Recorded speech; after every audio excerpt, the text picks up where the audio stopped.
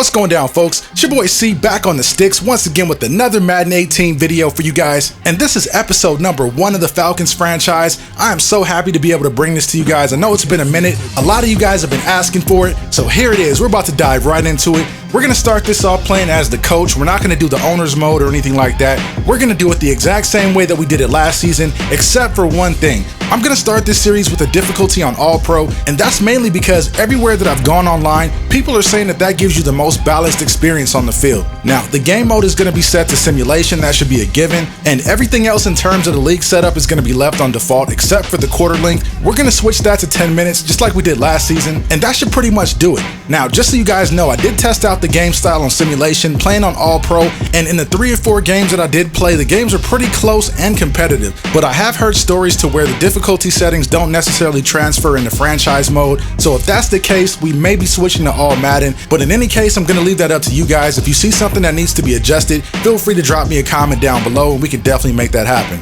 Now, onto the sliders. There's a couple of things that we're going to adjust, and this comes at the recommendation of SimFB Critic. I'm going to set the CPU pass and run blocking to 75, the defensive pass coverage reaction time to 100, and I'm going to drop the injuries down to 37. So once again, you guys, the sliders and the difficulty are not set in stone by any means. I'm going to be testing them out and tweaking things as we go, and if you guys happen to come across this amazing slider set, feel free to drop me a comment or shoot me a tweet. However you want to communicate it, as long as you get it to me, we can make it happen. Now, before we get to the gameplay in week 1, we have to take a quick look at the roster. I'm not going to dive too heavy into it because, like myself, a lot of you guys are already fans and represent the Brotherhood, but for the most part, the Falcons are fielding the exact same offense as last season for the exception of right guard and fullback. Moving over to the defensive side of the ball, this is where I'm most excited about the Falcons this season. In the offseason, we made a huge signing by picking up Dontari Poe, and then in the draft, we added a lot of young talent, starting with Takk McKinley from UCLA, and I'm just going to go on ahead and plug him in as our day 1 starter on our base package. We also added the linebacker Duke Riley out of LSU, a player that I'm really excited to see. I think he adds even more playmaking ability to an already talented linebacking core. But other than that, we didn't really have any turnover on defense. We did lose Babineau, but I'm expecting Poe to be a really good fit, if not an upgrade at the position. So this is the roster that we're going to be starting off the season with, and my subscribers should already know this, so I'm talking to all of you guys who may be new. First and foremost, welcome aboard. If you guys want me to make any type of moves or explore any type of trades or make any free agent pickups, drop that suggestion in the comment box. I like to think I do a pretty good job at getting to every single comment that's posted. So if you guys ever decide to leave me anything, there's almost a guaranteed chance that I'll see it. So now that you guys know how things work around here, make sure you leave a like on the video, and let's get into week 1 of the season. Our first opponent in the 2017 NFL season is going to be the Chicago Bears. The Bears finished the season last year with a lot of question marks across the board, finishing with a 3-13 record. And among those question marks, one of the biggest issues the Bears had last season was inconsistent play at quarterback. So what the Bears did to address that position was, with the 2nd overall pick, the Bears selected Mitchell Trubisky out of North Carolina. I think it's going to be really interesting to watch this young rookie as the game unfolds to see how quickly he acclimates himself to the speed of the NFL game. For the Falcons, on the other hand, this season is going to be all about redemption. Everybody knows the story of how close the Falcons were and about the collapse, but the time for talking is over.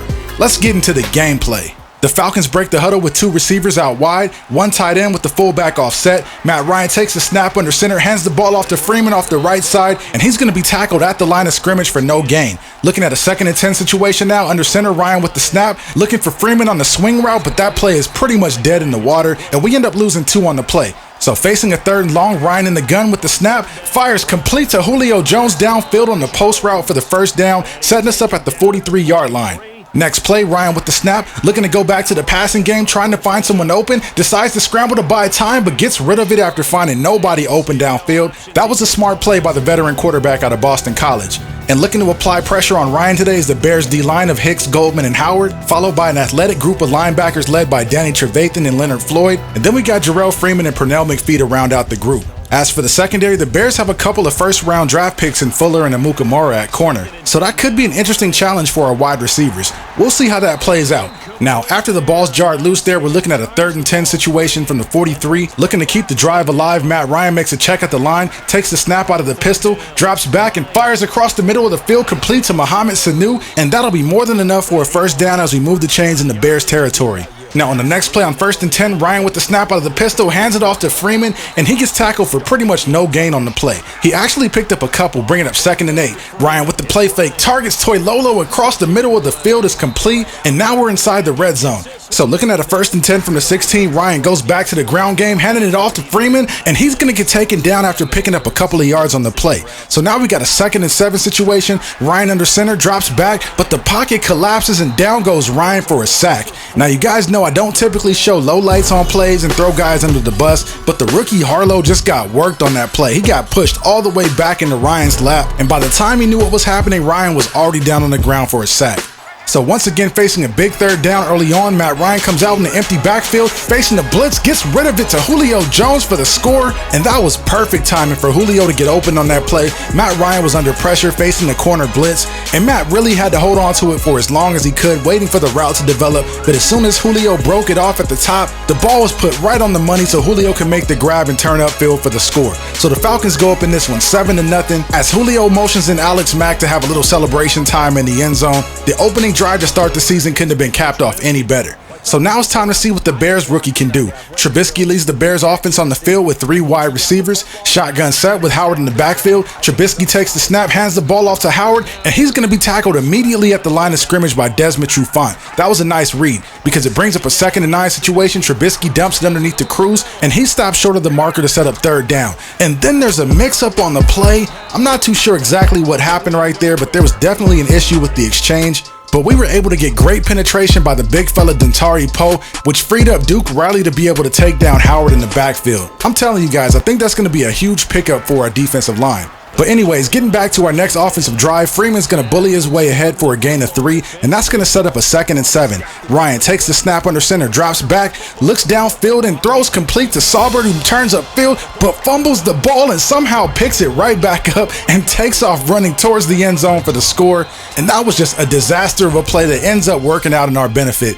Look at this, you guys. The ball is going to be knocked loose from behind, but takes a perfect bounce, and somehow Saubert, in the midst of all that traffic, picks it back up without breaking stride and ends up scoring on the play.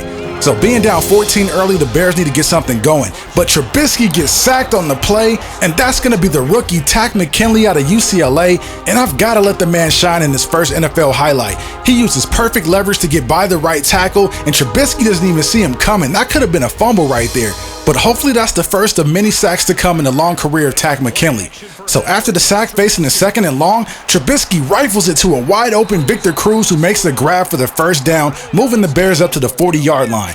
Next play out of the gun, Trubisky hands it off to Howard off the right side. He jukes a defender and breaks it into the open field, and he is gone. Jordan Howard, after some crafty running, takes it 40 yards for the score, and let that serve as a bit of a wake-up call to the Falcons' run defense. We have definitely got to get that contained. So starting our first drive of the 2nd quarter, the toss goes to Freeman off the left side, but he can't turn the corner, and he's going to go for a gain of 8 on the play. So that's going to bring up a 2nd and 2 now. Ryan under center, dropping back, hits Julio Jones underneath. He spins off of a defender and picks up some extra yardage there, and that's going to set us up at the 40-yard line.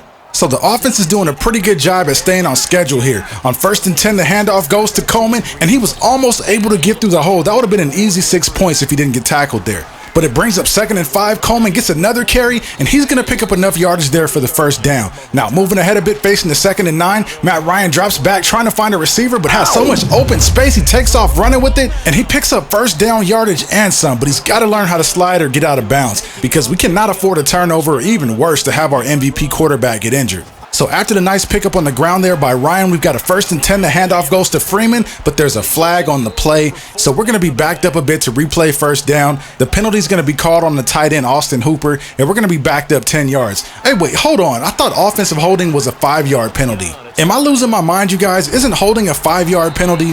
Or is it one of those things that's contingent on where the ball is at the time of the foul? Somebody drop me a comment and let me know. I'm curious about that. But anyways, after the completion of Austin Hooper there goes for a nice gain, we're facing a 3rd and long. Ryan comes out with an empty backfield, takes the snap, fires a laser complete to Justin Hardy for the score.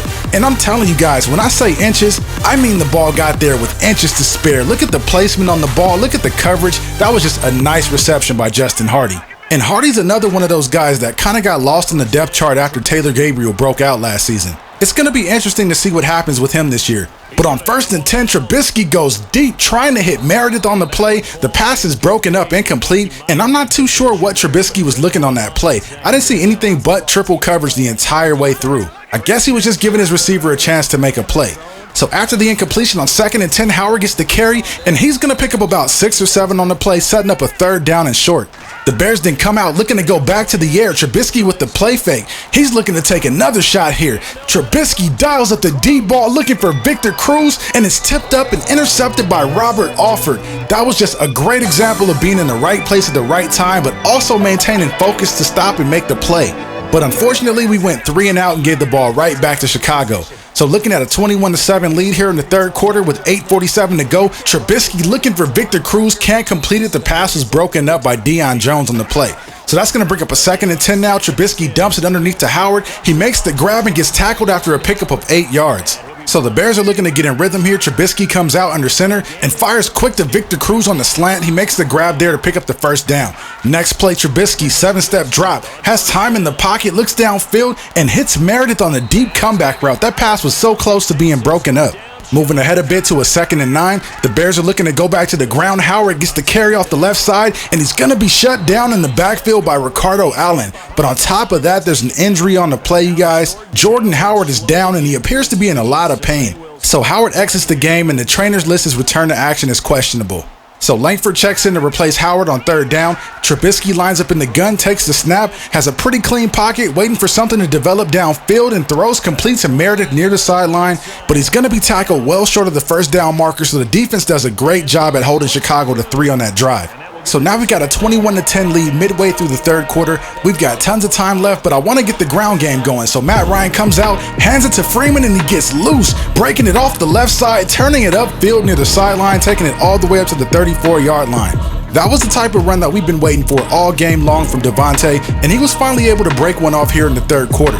So after the huge run by Devontae later in the same drive on 2nd and 6, the Bears send the house. Ryan throws hot to Coleman, and he's going to walk in untouched for an easy touchdown right there, and things have officially unraveled for the Bears here in Chicago. Now, looking at the all-22 cam, you can see exactly what happened on the last play. The Bears sent a 0 blitz, I'm guessing to try to stop the run, but Coleman was able to leak out of the backfield on a swing route. Matt put the ball right on the money, and he took a little bit of a shot on the play, but you can't argue with the end result. We'll take an easy 7 points every time.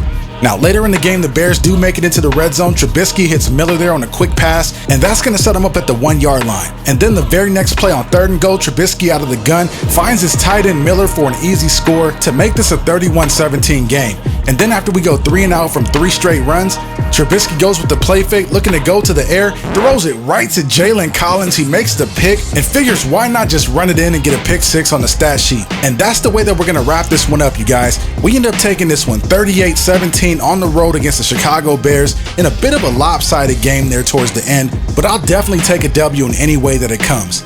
Now, as you guys are taking a look at the stats, I wanted to share my quick thoughts on the game. As far as the difficulty goes, I think I am going to switch it to all Madden for week number 2 because the passing game at times just felt a little easier than I want it to be. And it's funny that I'm saying that because in the game I only threw for 195 yards, so it really wasn't that bad. But there were a couple of key passes that I made to my tight ends in the middle of the field that probably shouldn't have got there, so I'm really leaning towards switching to all Madden next game. What do you guys think? In all fairness, I am playing against the Bears, a team that went 3-13 last year, and in my 3 or 4 games of testing, I really didn't play any bad teams. I played against the Seahawks, I played the Cowboys, I played the Packers, and I think I even got in a game against the Steelers on All-Pro as well. And in all 4 of those games, they were all competitive pretty much all the way through, and in fact, 3 of the games were within 1 score at the end of the game. So I don't know, maybe I'm overreacting here to just one game, maybe playing against a bad team. What do you guys think? Go ahead and drop me a comment and let me know. Anyways, you guys, that's all the time I got for this video. I hope you guys enjoyed it. Don't forget to like, share, comment, and subscribe. I'm signing off, and I'll see you in the next one.